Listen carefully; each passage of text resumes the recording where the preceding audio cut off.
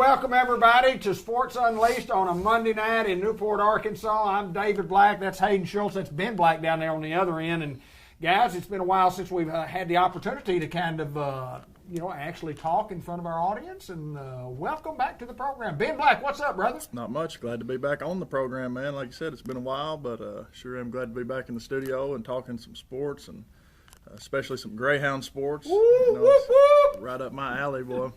Well, we've got Greyhounds in the house. We've got the head Greyhounds. We've got a couple of seniors that we're going to start visiting with tonight. Antoine Hardaway will join us. Caden Johnson will join us here in just a little bit, and we're going to talk some Greyhound football. But, fellas, right now, All-Star game, Major League All-Star game. Hayden, you talk about the big home run hitting contest tonight. Talk a little bit about that and who the favorite is. Well, the favorite's going to be Ohtani. 33 home runs before the All-Star break, and a guy who also pitches, at a competitive level. He's probably going to be a favorite. Joey Gallo is going to be a guy. Juan Soto, who's an 8 seed in it. And, he's one of the interesting players in the game that does the shuffle and stares down pitchers. I like that kind of stuff. Let them have a little fun. Ben, we don't follow that well enough to know. We're just following the Memphis Redbirds, which is kind of hard to.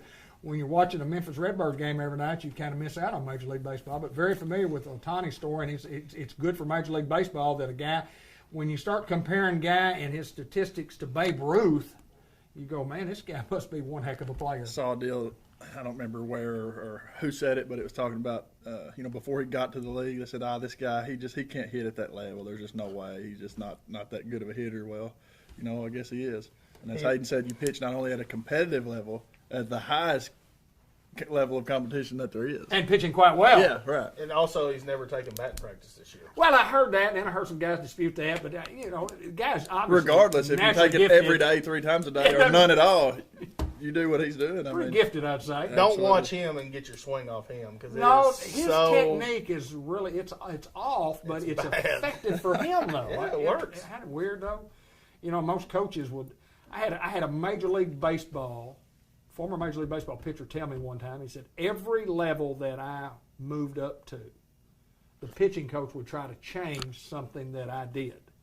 He said, now I could go out and throw 6 innings of shutout baseball, and then after the game, it was, now looking at had you done this on that guy that got the hit? And you go, everybody wants to change, everybody knows something different. He said, what you got to do is stay with what you know to be your best and your true form and continue to do that. And when you just say yes, sir, and go on. The old saying is, if it's not broke, don't fix it. Yeah. Oh, yes, sir. I get that. And he said, you throw a pitch, and then he said, well, I need you to change this. And then you say, yes, sir. And then you throw the next pitch just like that one. He says, that's a lot better, isn't it? So, yes, sir, it is.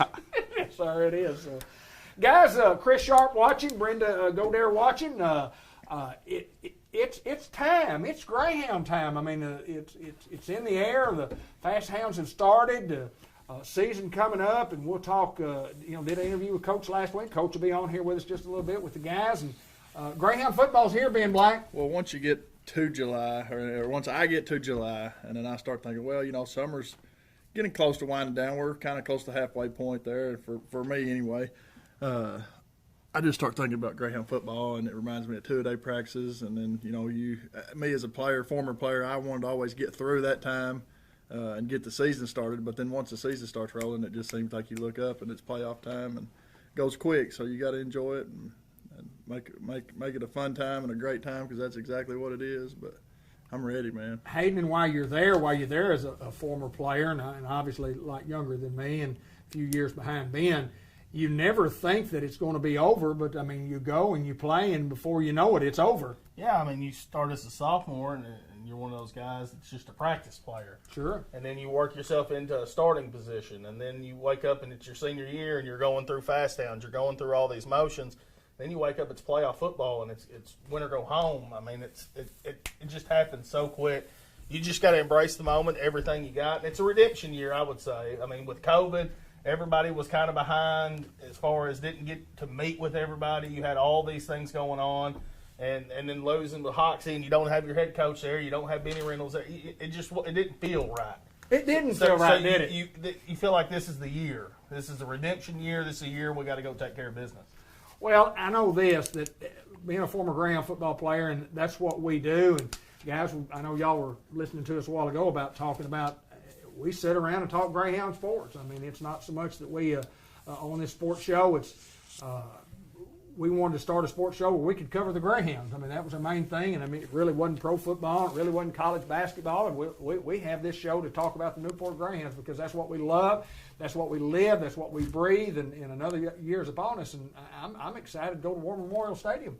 That's Man, pretty awesome, ain't it? Yeah, I don't know how Coach pulled that off. He talked about it a lot, but it's a great addition to our schedule, and we'll talk more about that with Coach here in just a little bit, but I think it's every kid's dream to play in high school football, to say I'd like to play down there because that means you're playing probably in the championship game. But to get the opening game down there and to just, to see what it's going to be like when you play in the championship game this year, we're going to get to play twice down there this year. Isn't that awesome? Hey, there's a chance for it. I mean, how many people can say that they had an honest opportunity to play there twice in one season? Not very many people. Not very many people. But it can happen, and you just got to get out, you got to work, you got to win, and good things will happen for the Newport Greyhounds. I tell you what we're going to do. We're going to get Coach and the guys in, and Ben, let's run us a little quick promo right here, and we'll get those guys in here to talk.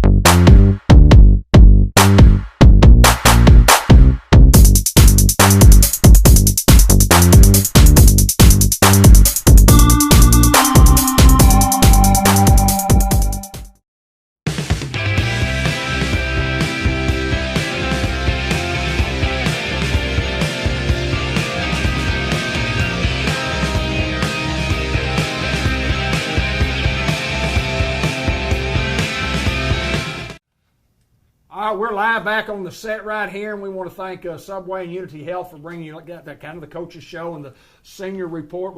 Coach, we got a couple of good Greyhounds here. Tell us a little bit about these guys. Antoine Hardaway is right here sitting beside me. Antoine, you'll probably remember him. He's one of our linebackers. I could tell many stories about Antoine, but he was a kid that. And Antoine, I'll tell a funny story on Antoine. The first time I ever heard of Antoine Hardaway, we were at Greene County Tech. How old were you? 8th grade? 8th grade, and he hit a kid so hard. You remember this, right? Or you may not, I don't know. But he hit a kid so hard, I'll never forget his name to that point. And I remember even messing with him at the lunch line the next day. I mean, he hit this kid so unbelievably hard, it blew me away.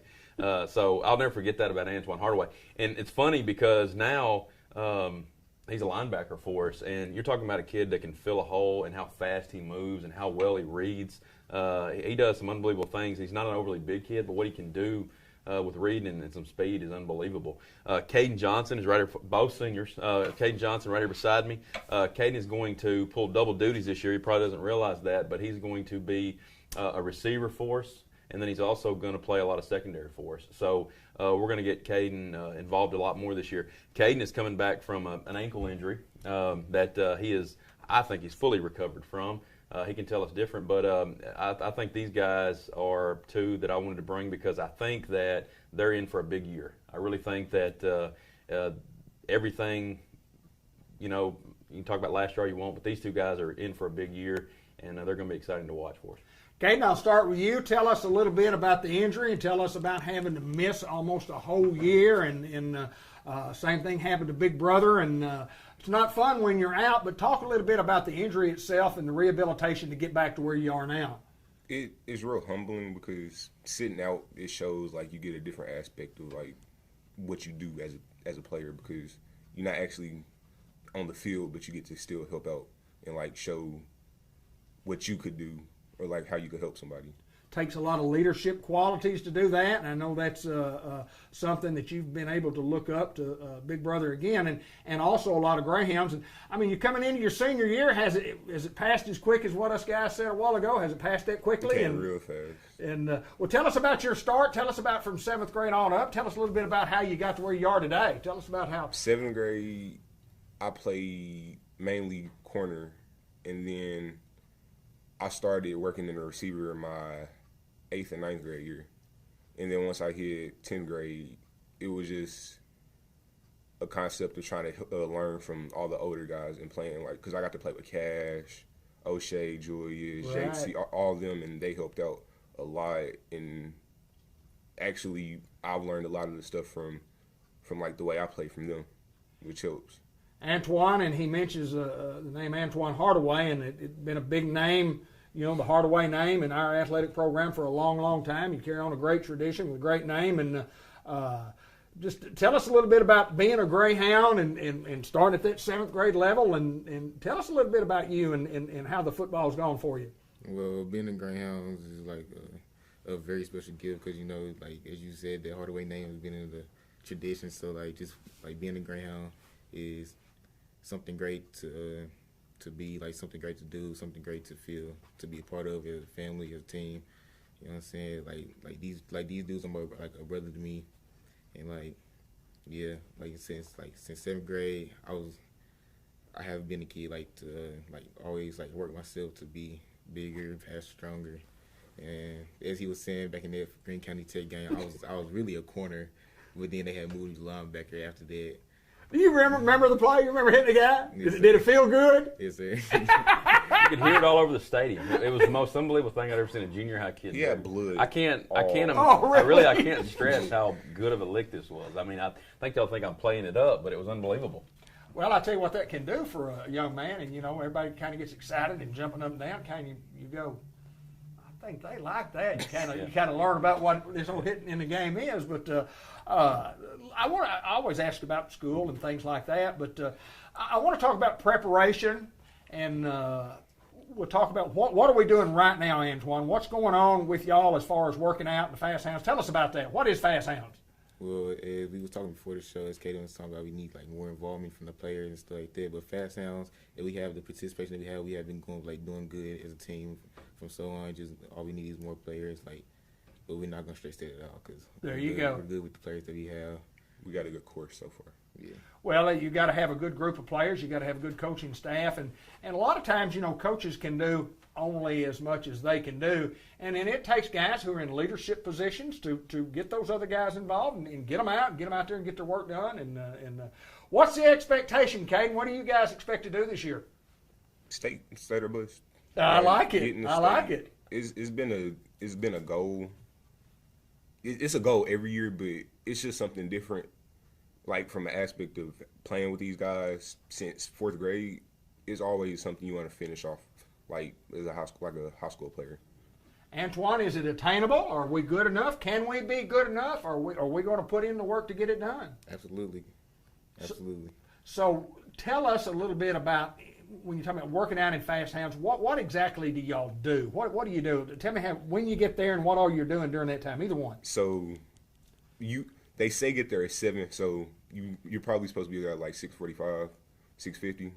And We've done it. We've accomplished the goal. Okay. We've Don't accomplished show the up goal. at 7 The o'clock. first whistle is at 7. Thank you. There So you we go. accomplished the goal. Once we get in 2 and then we get our stretches in, and then it's just constant running, footwork. It's a lot of just constant movement and keeping the body moving, because it also helps because it's like a game, and then at the end we call them 4th quarter sprints. Mm-hmm. We go. You said a quarter of a mile? Mm-hmm. It's a quarter of a mile. We'll go down the field, back down the field, and then the last sprint is a whole 100 yards, and everybody goes. And a good thing we push is when we do the sprints, linemen go first because the linemen lead the way, and then skill follows on. Antoine, something that you've been involved in a long time, a lot of work, a lot of preparation. Tell us a little bit about getting out there and going through one of these Fast Hound days. I mean, obviously, it's a Fast Hound day, so I'm pretty sure everybody knows, if you play football or any type of sport, about them days and how you're going to be tired right after, legs going to be burning, all this. So, a Fast Hound day is a Fast Hound day. It's a work day, isn't it? And I told him today, it's been 2 years since we did a Fast Hounds. Right. And, a lot of they may remember as a junior high guy, and these guys remember from when we did it before. But I told them it's the fastest 50 minutes of their day. I mean, I feel like we start, like you said, the first whistle's at 7, and we're doing, I think, our 4th quarter sprints at probably 7:40, 7:45, and it really is the fastest 50 minutes of the day. And then after all of that, they go and lift for 20 minutes. So It really is. We consider it an acclimation period to get ready for actually football, but it's a lot more than that. It shows grit, and it gets them, really bigger, faster, and stronger. And today was a great day. I'm not going to lie. Today was one of the better days that we've had. I don't know if it was the hunger or if it was I don't know what it was, but it was a good day. What can you guys do? And you mentioned, Caden, about trying to get other guys involved. What can you do to make those guys or to ask those guys to get involved? I mean, what as a senior leader of your football team, what are you trying to accomplish there, and how do you do it? You just gotta lead, because a lot of times you can go to a person and they might not listen, but if you show or you actually go to them personally and talk to them consistently, that helps a lot. Absolutely. Antoine and Coach, you mentioned both of you guys are seniors. It's your last go around. We're trying to win a state championship here. That's the goal. What's in store for Antoine Hardaway up on graduation from Newport High School in about 8, 9 months, 10 months? I'll be finishing my football career. I was planning to, and I'll be going off to college. I want to be a real estate agent. I get my business degree. Oh, that's awesome. Caden Johnson, tell us about what you have planned. Hopefully, I will end up in Texas at college and either going into coaching or physical therapy. That's awesome. Folks, our kids are great kids. We've often said this about our Newport Greyhounds, and these are the guys, not only the leaders of the football team, but they're the leaders in the school.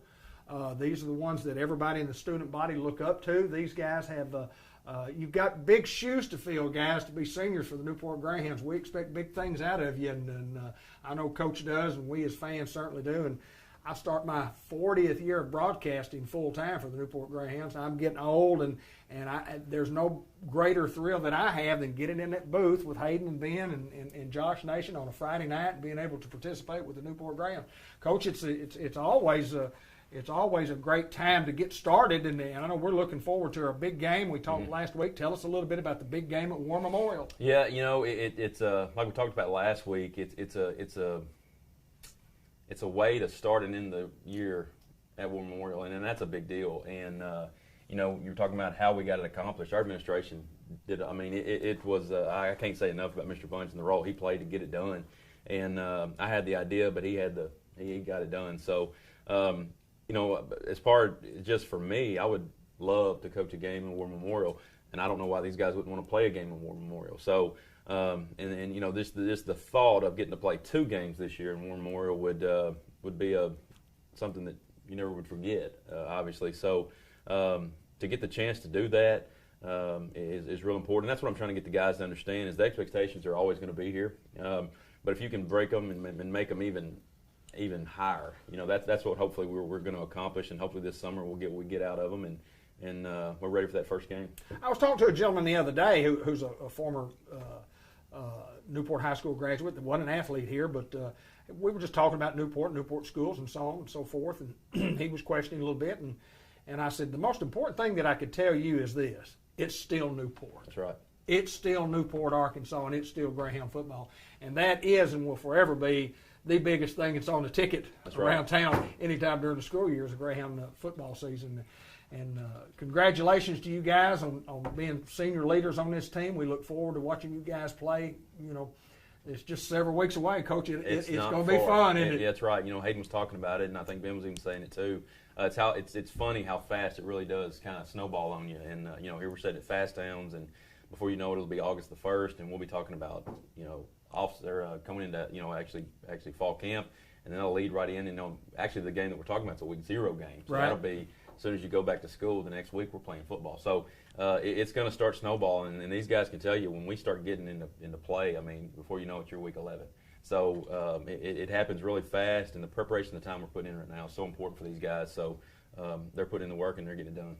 That's Caden Johnson down on the end. It's Antoine Hardaway, and this is Coach Mark Hinesley, and he's the head Greyhound, and we always thank Coach Hinesley for what he does, and just want to remind everybody we thank Subway for bringing you the Coaches Report, Unity Health for bringing you Let's Meet the Seniors. And thanks, guys. I appreciate y'all so much for coming in. We're going to get out of here with we've got a little video, Customized Vision Care, a look back And each year we do some highlights of some games, and sponsored by Robert Turner. But Customize a Look Back is going to bring you some highlights of the Lone Oak game from last year.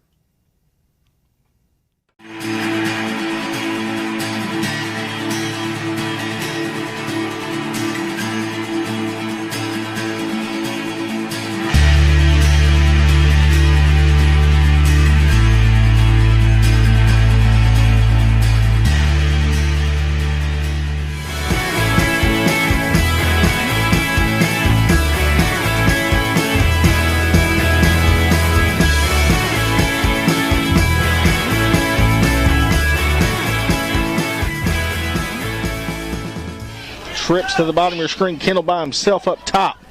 See if we go with him as Davis now goes in motion. Here's the snap rolling out to his left as Marshall. He's got Davis open, and Davis is going to stick his head down and get brought down around the 15-yard line. Hounds quickly to the ball. First and goal from the 3. Here's the snap going. Davis up the middle. Davis walks into the end zone. Touchdown, Hounds. Here's the snap. Going to hand it off. Trying to get outside as Tyler Johnson comes from the backside along with Jakeven Davis. As we do have a flag right around the 36-yard line. Tyler Johnson comes from the backside defensive end to make that play. Here's the snap and fake. It played well by C.J. Young, and Tyler Johnson also in on the tackle. Jaden Godair also in there on the tackle. And here's the snap. We go Davis right up the middle. And what a job by the offensive line as Theron Davis almost goes untouched right through the heart of the defense for another BratcherOneRealEstate.com touchdown. Online banking done right as DJ Marshall's going to keep this one in bounds. Field it around the 20-yard line. C.J. Young first there, and look at the pursuit here from Orange Helmets. Bring him down around the 25-yard line. I believe Cright in on the tackle, still tied up. The snap, fake, quarterback keeps underneath, spin move, and he's hit. Jakeven Davis, Jaden Godair, and I believe Chris Reynolds in on the play. Be one of those plays where their receivers, they'll have a couple of them that will just run a 12-yard route and sit down right there. Great chance for an Oski coming up right here. Looks like the Hounds are going to bring pressure as Pepper scrambles trying to get outside and played well on a big lick. Jakeven Davis and C.J. Young. Can two people get it? Yes. 1st and 10 for the Jackrabbits, and here's the snap, handoff up the middle, and played well once again, C.J. Young. We're 1st and 5 from midfield. Here's the snap, and here's the big play. Throw up to Davis. He goes up and gets the football inside the red zone. What a play right there from Davis. We just talked about it, Hayden. Hadn't seen the shot, and just a great throw from Marshall there to Davis. Davis goes up and makes a play. Here's a snap, just a quarterback option. Played well by the Hound defense. Big 3rd down and 14 here. Empty backfield, quarterback drawing a big lick from Abel Robinson. Woo! Also Jagger Robinson in there. The Robinson twins. As here's the snap, Marshall looking to throw. He's got Theron Davis wide open. Theron makes a guy miss, cutting backfield. Theron with a stiff arm, and we're going to have a flag come in as Davis was inside the 5-yard line. Here's the snap. Quarterback once again rolling out. C.J. Young, big pressure, and ball batted away from Tristan Gribben. Here's the snap, and handoff trying to get outside. And good play right there for Jadarius Reed. 3rd and long here for the Jackrabbits. Quarterback looking to throw. Tyler Johnson. Yes! For a big, big, big sack. Don't get beat deep as quarterback rolls out to his right. Trying to give some time and just going to heave one up. And it's picked off from Chris Reynolds. Chris Reynolds pitches it back, and we don't want to do that, guys. Get on the football. And down, and we'll end the half here. Here comes the heat. Play clock under 10. And 4th down and goal from their own 13 for the Jackrabbits. 3, 2. Gets the snap off, quarterback pressured, rolls out to his left, trying to pick up a block. Chris Reynolds is there to meet him at the 5-yard line. He is one heck of a football player, ladies and gentlemen. Chris Reynolds, number 16.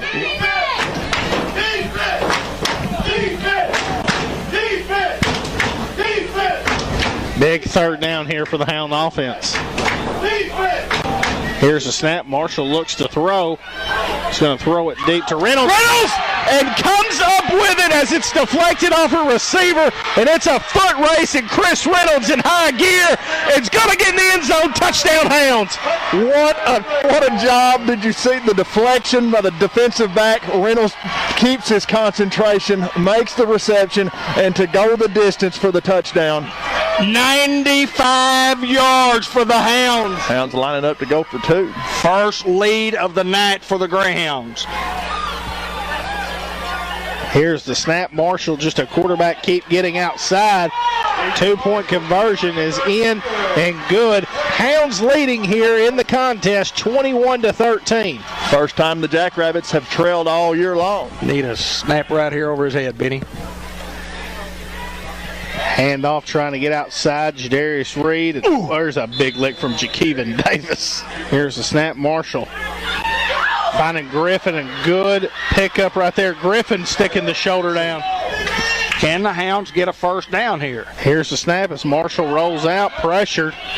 Throws a bullet and a good pass to Chris Reynolds, and I don't know if he has enough for a first down. He's close. Right at the 42.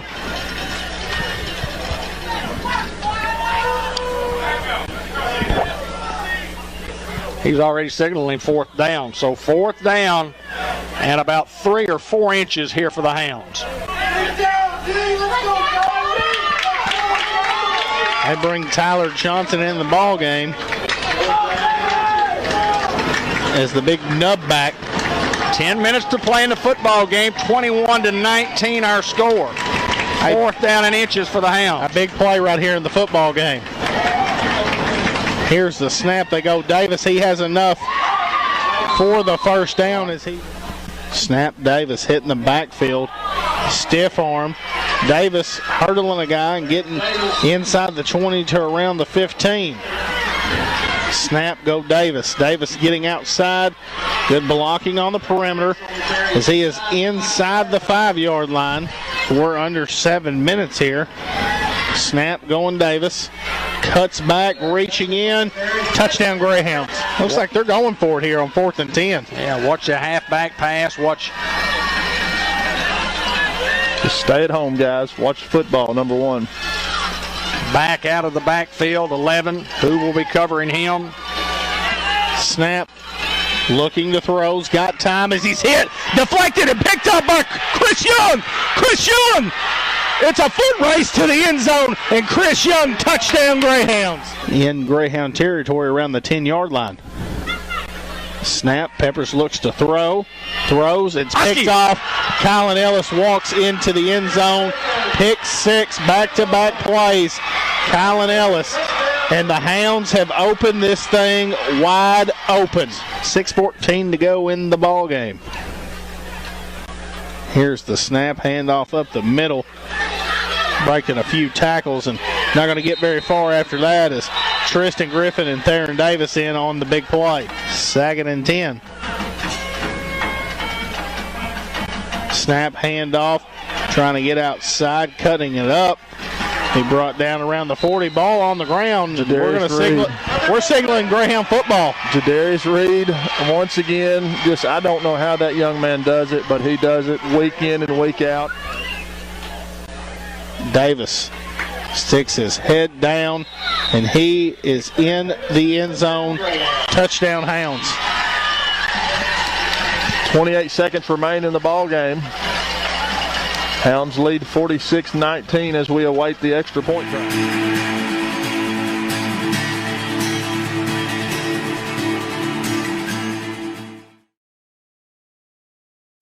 Pretty good football game there. Hounds beating what I thought was a pretty good Lone Oak team last year, and some great highlights. And we thank Customized Vision Care and for bringing a look back. And we look back at 2020. Guys, we look ahead. And I mean, when you got guys like those two that just came, and you know we're going to be okay. Yeah, you know we're going to be okay. You talk about Caden Johnson, a guy who talked about being a 10th grader who didn't get a lot of playing time because of the class that was seniors, had a really good class. Well, his class is a really good class. Right, I mean, they've got some guys. So, I mean, now getting that role of being a senior, you're as a 10th grader, somebody tells you something, it's kind of like he said, they might not listen to you, but you just have to show them. Because at 10th grade, you know, hey, I got next year. Right. I'm not even playing, you know. And you just got to instill, and I think that the senior leaders we got are trying to do that in these younger guys, saying, hey, look, you might have 2 more years, but I got 10 games guaranteed. That's all I got. I got 10 weeks. That's all I've got. So please, if you would, listen to me, and we'll try to take this thing as far as we can. Absolutely. Ben, you played on a football team, and you know we've talked about this several times. We'll look back on. Hayden, you played on a good football team, conference championship team. Both Last guys. 2 conference championships. That is correct, isn't it? That is well. Were you a conference champ? Yes, we were. Oh, But 3 it- conference champs. Right here, guys. Yes, we were. There you go. Hey, you're Hey, that's 1972. We only won our conference championship game 42-0. I don't know what you got. Woo! Ours was 48-6. I Oh, believe. really? What happened? Why y'all give up 6? Well, third team. 13. Second team pitched shutout too, boy. We won First, second team get shut out 48-20. Batesville Southside for the conference championship. for the conference championship. What y'all give them 20 for? Just let them feel good. We knew we won. I mean, they got too late. It was 40. Brian was up there. Brian Reardon at the time. He was probably coaching up there at the time. He wasn't the head coach. Right. I think he might have been OC. I always liked Brian, boy. There were 5 Reardon boys. 5 Reardon boys that played for the Newport Greyhound. And we went through a period of years. Obviously, they're stair-stepped, and they're not twins, but they were real close together, but not all 1 year at a time. I think it was like 15 years in a row we had a Reardon playing on our team, and it was just so much fun. And I remember when Luke graduated, and he, his last game, I thought, next year we won't have a Reardon playing on our football team. But Reardon's one of those names that you remember when you talk about football, and you talk about the Brand brothers are going to be honored at the Charitable Foundation Hall of Fame this year. Rodney Roger and Mike Brand, and just, I mean, all 3 Razorbacks, and just, I mean, you talk about great names, and we mentioned there's tons Antoine of Hardaway them, and yeah. his family, and just tremendous names, and I mean, it's good to be a Greyhound. It's good to be a Greyhound, and we can sit there and reminisce about all of our good times and kid one another about how long ago it's been. And I know I'm old. I know I'm real old, but I can still remember some of those games, Hayden. And I can remember most of those scores. Most of them. That's about all you're good for. Yeah, but I can remember about a lot of plays that were in particular, and I can remember where I was and what I did. And a long time ago, buddy. Tell you what color Gatorade we were drinking that day. Yeah, because it was the only color we had when I played. Gatorade had just come out when we were like a junior, a sophomore, maybe. I mean, just Florida Gators just started using it. 1970, 71. Oh, that stuff was good. Tastes just like salt back then. They've refined it now where it tastes pretty good. It tasted horrible. I mean, but it was refreshing. It was refreshing, but it was just like drinking salt water. But boy, you drank it. Boy, that really helped me out there. But then you chase it with some water. I mean, if you didn't have any water, you couldn't drink You got to chase Gatorade with water. Yes, sir. Chase it with good water, I guarantee you. But we just want to, briefly mention all, our people that help make this thing go for us. Diaz Scrap Metal and their Recycling Center and C&M Ag Depot, Fletcher Land Surveying, Fathead Pizza Company, State Farm Insurance Agent Andrew Roach, White River Health System, and Farmers Tire Mart, where the rubber meets the road, El Puente Mexican Restaurant, Bank of England Mortgage Company, Unity Health Newport, Delta Manufacturing for 50 years, been taking care of folks from all kinds of different types of trailers, and Temp Pro Heating and Cooling System, the Train Unit, Sam Laster and John Laster, Customized Vision Care. They always bring you the Look Back and Blue Bridge Brews and Bakery. Jackson's Funeral Home, our lead sponsor on everything that we do, and we certainly thank the Jackson family for doing what they do for us. And you know, if you didn't have sponsors, guys, you know, we couldn't do the things we do. We couldn't buy the equipment. We couldn't buy the time. We couldn't do what we do, and that's what we thank these folks for doing that for us, and it helps make it possible. But we've got next thing is the birthday report, the Two Chicks birthday report. Ben, let's roll it right now.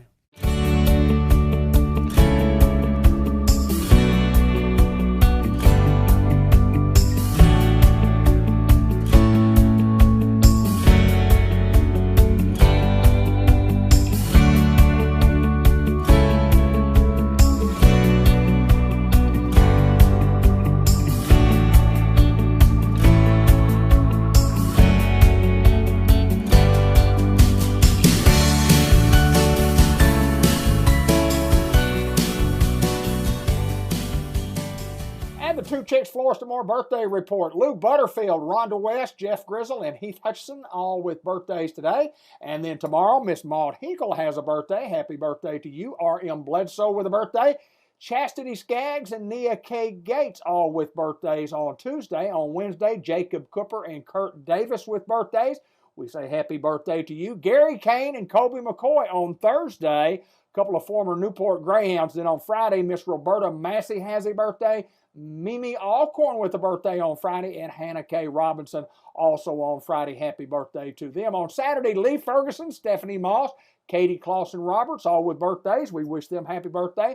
And on Sunday, quite a few birthdays, including Ann Turner, Susan Cooley, Michael Wilmans, the Wilms, Dwight Lee, former Newport Greyhound, Danny Worthington, Callie Chadwell with a birthday on Sunday, Richard Greer, former Newport Greyhound with a birthday, Cheryl Scarberry, and Chuck Wilson, F-Troop. Happy birthday to everybody. And as always, the birthday report brought to you by Two Chicks Florist and More in Newport.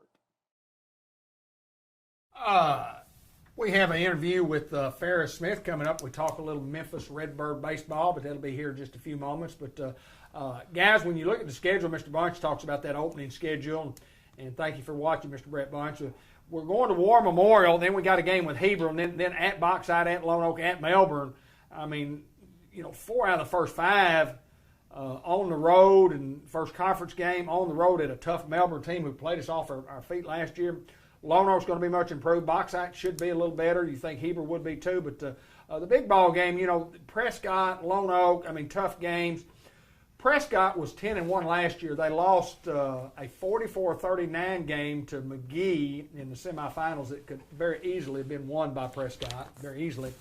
And then McGee got to the finals and lost to a Harding Academy team. And, you know, we played Harding off their feet also, as Melbourne played us off our feet. But, I mean, it's going to be a tremendous challenge for the Newport Greyhounds. But, I mean, to be the best, you got to beat the best. And Flair, baby. Yeah, absolutely. Oh, And I mean, it'll be a challenge for our football team, Hayden. But that's we got a game. We're playing War Memorial. Well, I mean, you don't want a cupcake. You don't want to go. You don't want to have to play somebody who's smaller than you. We have to reach out to these teams because we want who's going to play us. Right. And there's not a lot of people banging on the door that want to play Newport. Yeah, nobody does. And when you do, it's hard to get them to obligate into a contract. It's like the Prescott. I think this is perfect to start out the year. We've already been there. They've never been here. It's going to be a one-year thing more than likely. That's correct. So meet in the middle. We'll go to Little Rock and we'll start this thing out. And then Heber, a team that we played many, many times, and Lone Oak, a team that we played many, many times, who's in that 4A where we were as we got knocked down. You talk about Bauxite, who's a quality 4A football team, I thought, last year. And then I believe West Helena. Yeah, that's in our scrimmage game. Yeah. Come on. There you go. go. That's a pretty good scrimmage game. Yeah, I guarantee you. Those guys have got guys that can run. That was a team that beat us my senior year. I mean, they've always got athletes. So I like going into that because, like Ben was saying when we were off, it doesn't matter. It's just getting you ready for the conference play. Right. And obviously you want to win every game that you play. But if you go to Prescott and you get beat, or you go to War Memorial and get beat, who cares? You go to Bauxite and get beat, who cares? Learn something. Who cares? What you got to do is you got to make the playoffs. That's always number one goal. You want to win your conference, and then you want to make it as far as you can go. Absolutely. And that's the 3 goals that you have every single year. And you think this is a year where Well, we very well could, you know. I mean, you talked about last year with all the talent we had, and then COVID kind of hits, and it kind of puts everything. But everybody was at a playing field that was the same. So you can't use that as an excuse, as a crutch. But you do say, well, nothing was normal. So, I mean, you're getting a full year, a full Fast Towns, like Coach Heinze said, hadn't done it in 2 years. You're getting a chance to see, and especially these guys who were hungry from last year that lost to Harding Academy and then had to go on the road and lose to Hoxie without your head coach. I mean, you just see it all right there in the writing. It's almost like a story. I mean, it's almost like a Disney movie. You know, I mean, it's got all the feels for that. It does that. It does that. And the thing about it, anytime you can play, they said, look, we're going to give you 10 games to play, or I guess we get to play 9 or 8, 9 games because we're playing week 0. But you just, that's how many you get. That's how many you guaranteed. And then there's no guarantee that you'll be in the playoffs. There's no guarantee. The chances of us getting in the playoffs are real good because our tradition, and I think it's like 44 out of the last 46 years we've been in the playoffs. So, I mean, traditionally we're going to make the playoffs. But you'd hope that you got to be healthy at the end of the year. You got to be healthy at the end of the year going into the playoffs. A lot of things got to go your way, not just health-wise, but lots of different factors play a role. Every team that's in high school football at any level, that's their goal. They want to get there. So you just have to kind of be lucky. You have to be prepared, obviously. You have to stay healthy. There's lots of factors that factor in, but it's possible. It's very possible. And to have the opportunity to even consider having an opportunity is a great feeling, in my opinion, just to know that, man, there is a chance. You know, absolutely. At the end of the year, I still think Harding is your game you circle. Yeah. And here's what's nice about this. Every time we played Harding, at Harding.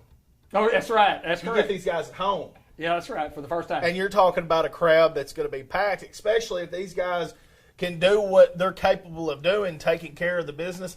You're talking, especially with COVID last year, the people wanting to get out, wanting to go to a football game, dying to go to a football game. We didn't have to miss. You know, we got to go to every game. Right. But you're talking about guys who will come in from out of town that are old Newport guys. Harding always travels well.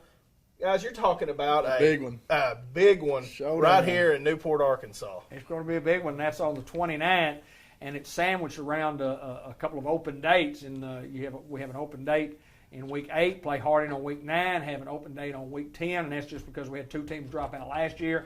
And if you have 2 teams drop out in your conference, there's not anybody else you can schedule because everybody else is playing conference games unless you had 2 teams drop out of another conference also, and we didn't have that. You know, you couldn't have one and one and the other, and then rearrange the schedule.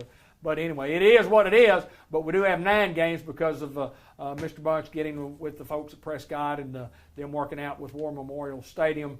A big game on the 27th of August, and it will be a big one. Guys, I enjoyed the time. We're going to try to get out of here. We try to cut this thing down to an hour each and every time we get on here. But I got a great interview coming up with Ferris Smith, and brought to you by the Bank of England Mortgage Company. Ferris got the opportunity with his wife Lori and their daughter Braylee to go Braylee to an AAU basketball tournament. And when they got there on a Sunday afternoon, they got to looking at their schedule and saw, golly gee, here they're playing, and if that's already playing, let's roll it.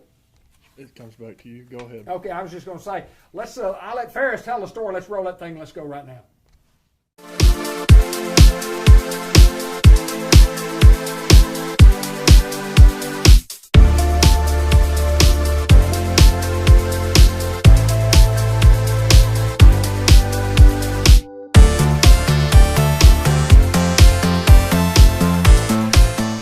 Sports Unleashed on a Monday night. We have a special guest, Ferris Smith, Georgia. Ferris, good to see you, sir. Good to see you, Mr. We're going to do a little report about Memphis Redbirds. I started to say the Springfield Cardinals, but the Memphis Redbirds, and talk a little bit about Grant Black tonight. You recently were up there. We'll talk a little bit about that. But Ferris, we go back a long way, and we've got lots of stories that we could make a show out of talking about Grant Black. We could talk hours about stories about Grant and the friendship with him and Cade and Spencer and developing that USSSA team and playing.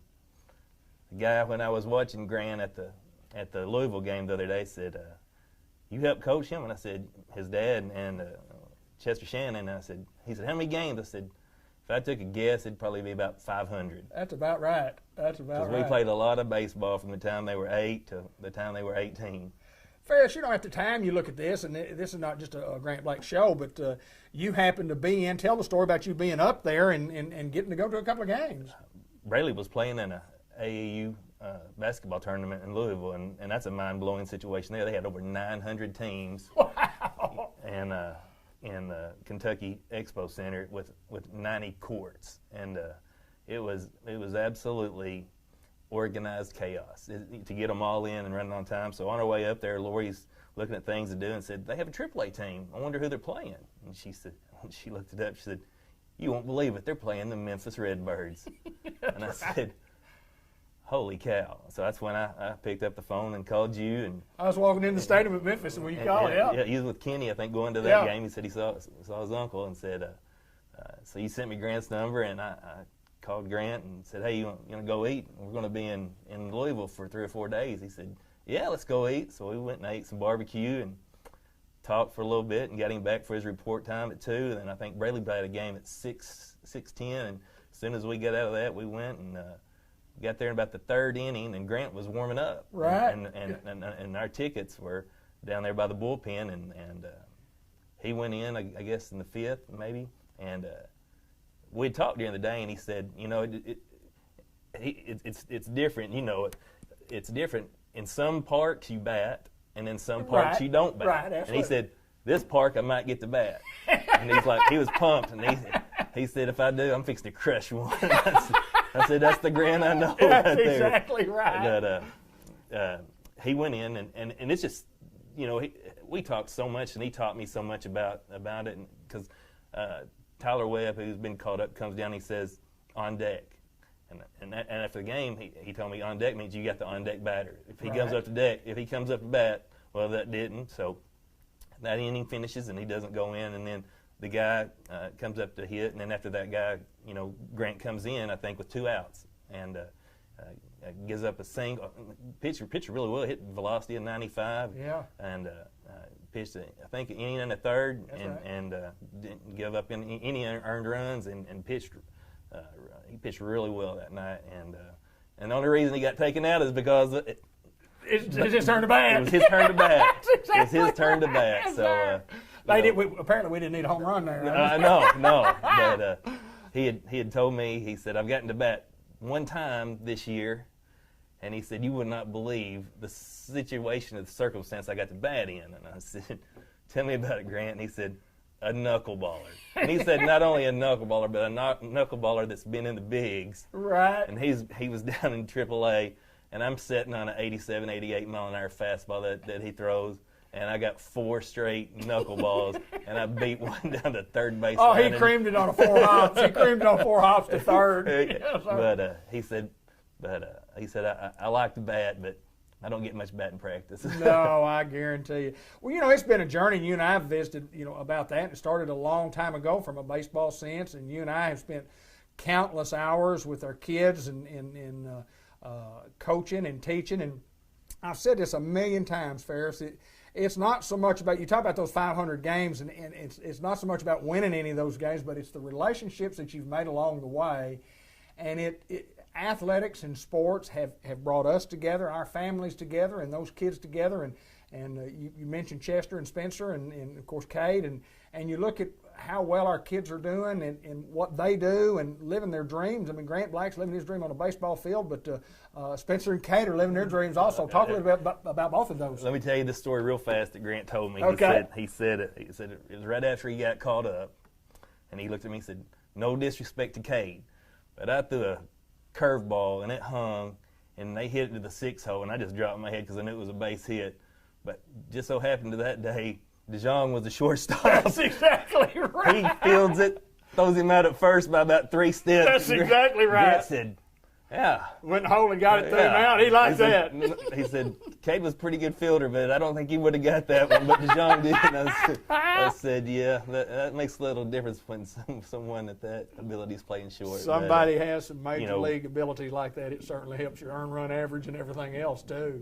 Those boys started out when they were 8 playing U-Trip, and I think Spencer's come and watched him play a couple of times, and they keep in touch, and Cade I didn't even know they went and ate one day in Little Rock when he was Sure did. with Springfield and ate and has been to Memphis a couple of times. And, you know, they're so proud of Grant, you know, and their relationship has stayed the same and over the course of the years. And, you know, Kay just got married and Grant just got married, and they talk about that. And I probably won't be long on Spencer. I don't know if I should say that on the air. No, I'm putting pressure on him. But, you know, but those boys have stuck together, and you know, Grant represents not only Newport but Jackson County really well. Absolutely. And Absolutely. we couldn't be any more proud of it. You know, we spent 3 days with him. You know, and I'm just going to tell you, it's a hard life living on the road like that. You know, especially those guys, and just hearing those stories that Grant would tell me. Those guys that, you know, that play for Memphis. You know, Grant has a place. If he wanted to drive 90 miles, he can come home. Absolutely. Or to a friend's house. I think he told me where in He's living in Hernando. Hernando, yeah. Yeah, With he's some Newport folks. With some friends there. So he's got that option. He goes, but, you know, those guys that are option Memphis or play at Memphis that don't live there, they're living in a hotel, you know, for or an apartment Absolutely. or something with no guarantee if they may not be there. So, you know, it's a you know, he's living the life, but it's not all the glamour like you think it is. It's a tough business. It takes a toll on you, and, you know. But it's like I told you a while ago. If there's anybody that deserved it, Grant loves baseball. Grant's a people person, and you know, he's a great young man, and couldn't be any more prouder of him. Well, you never know how long it'll last. There's no guarantees. You know, it could be another 5, 6, 7 years. It could be over today. I mean, it's simply a business. It's a numbers game more so than anything else. And, you know, St. Louis sending guys down, and then you got a draft coming up where the Cardinals going to draft 20 guys. You got to place those 20 in the system somewhere. So if you place those 20, you know, 20 people have got to go. And that's on top of losing 70 by losing 2 teams last year. But I do know this, whatever the case may be, you know, we're all proud of him. I'm proud of Cade, proud of Spencer, and, you know, proud of all those kids that I coached in U-Trip ball and had a lot of fun. And we won a little basketball tournament here or there too, didn't we? We played as second graders playing against 5th and 6th graders and won a tournament. So we sure did. Hey, it don't happen very often. But I'm going to tell you one more story before we get off here. Okay. I was looking through the roster, and I saw 40-man, yes or no, and it said yes. And Grant started telling me about 40-man when we were eating lunch one day, and understanding that 40-man roster is about like understanding trigonometry. Right. Yeah. It's I'm telling you, to understand that and get, you know, pulled up, go down, option down. Option, release, yes. Designated for assignments. Yeah, I mean, it's so you have to be on the 40-man roster before you can get to St. Louis. And if you're on the 40-man roster, if you get put on the 40-man roster, somebody has to be taken off the 40-man roster. And if they're taken off the 40-man roster, they're exposed to free agency, where anybody in the major leagues could pick them up if they want to pick them up. So you could lose that. They pick up the contract also, but. Anyway, it's awesome to get to talk to you, and thank you and Lori and Braley for going up and visiting with him. I know it meant a lot to him for you guys to be there. Hey, it meant a lot to Braley. Braley got, I think she went home with 4 baseballs, one by T.J. McFarland, and the last out that Grant made in the game that he pitched, and then 2 signed balls by Grant. So she definitely enjoyed her time, and we had a great time with Grant. And you know, he's not just got not Newport pulling for him. He's got a lot of people pulling for him, and I think he's going to continue to have success. He's got a very level head on his shoulders, and he understands it is a business, and he works every day at it. So I was so proud of him up there to get to watch him play, and look forward and head over to Memphis maybe this week and see him play. Ferris Smith, my friend, as always, it's a pleasure to get to see you, sir, and I appreciate you taking time to join us here on Sports Unleashed. All right. Thank you, David.